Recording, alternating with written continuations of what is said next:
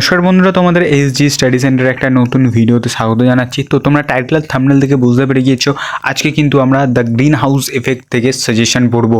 অর্থাৎ যারা এখনও পর্যন্ত তোমরা টেক্সট পড়োনি, তো এই সাজেশনটা ফলো করার চেষ্টা করো না, কারণ টেক্সটটা পড়ো, এর যে অন্তর্নিহিত মানে আছে সেটাকে আগে বোঝো, তারপরে কিন্তু এসে এই সাজেশনটা ফলো করো, তাহলে কিন্তু তোমাদের অনেক সুবিধা হবে।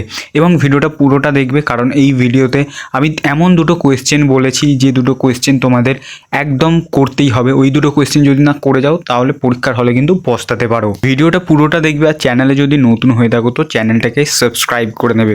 তো দেখো, আমাদের এখানে যে প্রথম কোয়েশ্চেন যেটা আছে সেটা হলো, what event will supposedly place take according to the poet in the poem the green house effect. তো গ্রিন হাউস এফেক্টে কবির কথা অনুসারে কোন ঘটনাগুলো পরস্পর ঘটে চলেছে।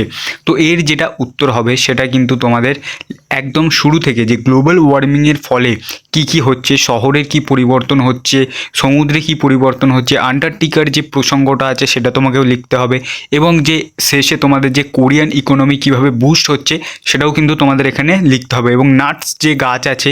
তো টোটাল তোমাদের কিন্তু একটা সামারি লিখতে হবে যে কিভাবে পরস্পর ঘটনাগুলো ঘটছে এবং কি কি ড্রাস্টিক্যাল চেঞ্জেস আসছে, জিওপলিটিক্যাল হতে পারে, ইকোনমিক্যাল হতে পারে, এবং অবশ্যই তোমাদের যে প্রাকৃতিক চেঞ্জেসগুলো হচ্ছে সেটা কিন্তু কবি যেভাবে বোঝাতে চেয়েছে সেটা কিন্তু তোমাদের এটা লিখতেই হবে। আর এই কোয়েশ্চেনটা কিন্তু তোমাদের অনেক রকমভাবে ঘুরিয়েও আসতে পারে, বা কোনো রকম লাইন তুলেও কিন্তু এই কোয়েশ্চেনটা আসার একদম চান্স রয়েছে। তো দেখো, তারপরে যে কোয়েশ্চেনটা আছে সেটা হলো, what future picture of the city is drawn by the poet in the green house effect. Green house এফেক্টে যে ফিউচার পিকচার, অর্থাৎ ভবিষ্যতের কোন ছবিটা, শহরের কি পরিবর্তন হতে চলেছে সেইটা কিন্তু তোমাদের এখানে বলতে হবে। ঠিক আছে, তো এখানে যে শহরে যে নাটস গাছগুলো আসবে, তারপরে তোমার যে কৃষি খামারগুলো একদম ধুলোয় মিশে যাবে, সেগুলো কিন্তু তোমাদের এখানে একদম লিখতে হবে। দেখো, what activities will be seen in the sea and why. কেন সেই অ্যাক্টিভিটিগুলো দেখা যাচ্ছে সমুদ্রে এবং কি অ্যাক্টিভিটি দেখা যাচ্ছে, এটাও কিন্তু তোমাদের একটা খুব গুরুত্বপূর্ণ কোয়েশ্চেন হতে চলেছে। দেখো, তারপরের যে কোয়েশ্চেনটা আছে 3 নম্বর কোয়েশ্চেন, এই কোয়েশ্চেনটা সবথেকে আমার মতে সবথেকে ইম্পর্টেন্ট কোয়েশ্চেন গ্রিন হাউস এফেক্টে। কী বলেছে, justify the title of the poem green house effect. তোমার এখানে নামকরণের সার্থকতা, কেন গ্রিন হাউস এফেক্ট এই কবিতাটার নাম হয়েছে, অর্থাৎ তুমি কবিতাটা কি বুঝেছো, এর যে টোটাল অন্তর্নিহিত মানে আছে সেটাকে কিন্তু তোমাকে শুরু থেকে শেষ পর্যন্ত লিখতে হবে। অর্থাৎ তুমি যা যা বুঝেছো এবং কবি যা বোঝাতে চেয়েছে সেটা কিন্তু তোমাদের পরিষ্কার লিখতে হবে, কোনো পয়েন্ট বাদ দেবে না। ঠিক আছে, যে তুমি কোনো এক্সট্রা পয়েন্ট অ্যাডও করতে যাবে না এখানে। ঠিক আছে, কারণ এখানে গ্রিন হাউস এফেক্টে অনেক কিছু পয়েন্ট অ্যাড করার আছে, অর্থাৎ সেই এক্সট্রা পয়েন্ট অ্যাড করার দরকার নেই। কবি এখানে যে যে পয়েন্টগুলো তুলে ধরেছে, আন্টার্কটিকা থেকে শুরু করে তোমার যে সিটির যে চেঞ্জেসগুলো ও জিওপলিটিক্যাল যে চেঞ্জ আছে, তারপরে কোরিয়ার যে ইকোনমি বুস্ট হতে চলেছে, সেই চেঞ্জেসগুলো কিন্তু তোমাদের এখানে অবশ্যই লিখতে হবে। এবং সেই চেঞ্জেসের ফলটা যে কেন চেঞ্জেস হচ্ছে সেটা হলো গ্লোবাল ওয়ার্মিং, মানে অর্থাৎ গ্রিন হাউস এফেক্ট। তো এইভাবে কিন্তু তোমাদের এটাকে সাজিয়ে লিখতে হবে। দেখো, তারপরে যে কোয়েশ্চেন আছে এটা 4 নম্বরে, describe the substance of the poem, অর্থাৎ যে অন্তর্নিহিত মানে। এই দুটো কোয়েশ্চেন যেটা আছে 3 আর 4, এটা যদি কেউ একটা মুখস্থ করো আর একটা তুমি যদি একটু বুঝে মুখস্থ করো, আশা করি তুমি লিখে দিতে পারবে। এই দুটো কোয়েশ্চেন একদম বাদ দেওয়া যাবে না, একদম লিখে নেবে। তবে এর যে কনক্লুশন যেটা হবে সেটা একটু আলাদা হবে, সেটা একটু দেখে নিও তোমরা। ঠিক আছে, আশা করি তোমরা যে নোটস থেকে পড়ছো, এবং নোটস লেখার ক্ষেত্রে তোমাদের একটা কথা বলে রাখি, তোমরা যে কোনো নোটস পড়তে পারো, যে কোনো টিচারের বা যে কোনো সহায়িকা বইয়ের, চেষ্টা করবে সেই নোটসটা নিজের মতো করে একটু মডিফাই করে লেখার।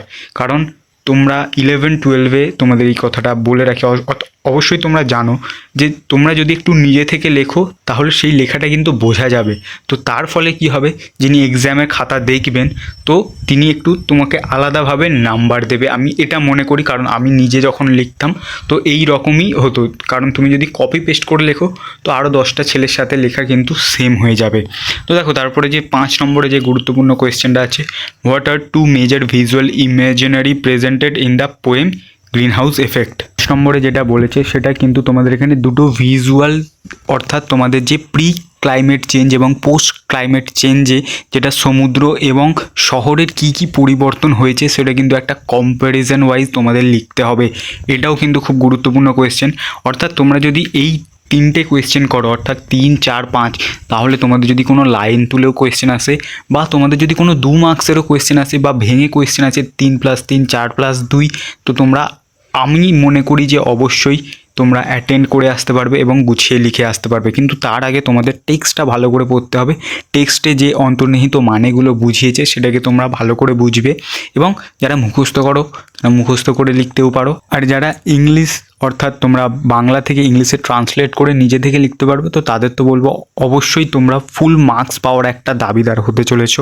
কারণ যারা নিজেরা লিখবে তাদের মার্কস পাওয়ার প্রবাবিলিটিটা একটু বেশি থাকবে। হতে পারে একটু তোমাদের যে মিনিংয়ে হয়তো একটু প্রবলেম হয়ে যেতে পারে বা একটু গ্রামাটিক্যাল কিছু এরর হতে পারে, বাট যিনি দেখবেন তিনি কিন্তু একটা পজিটিভ মাইন্ডসেট নিয়ে তোমাদের নাম্বারটা দেওয়ার চেষ্টা করবেন। তো আশা করি তোমরা এই সাজেশনটা ফলো করো, এবং যাদের কাছে এখনও পর্যন্ত তোমাদের রাইটিং কোনো নোটস নেই, তো আমার কাছে রাইটিং নোটস অ্যাভেলেবেল আছে। এই মাত্র তোমাদের জন্য মানে পুরো ফরম্যাট ওয়াইজ আমি অ্যাভেলেবেল রেখেছি, তোমরা মেসেজ করতে পারো। 50 রুপিস, ঠিক আছে, আমি প্রাইসটাও তোমাদের বলে দিলাম।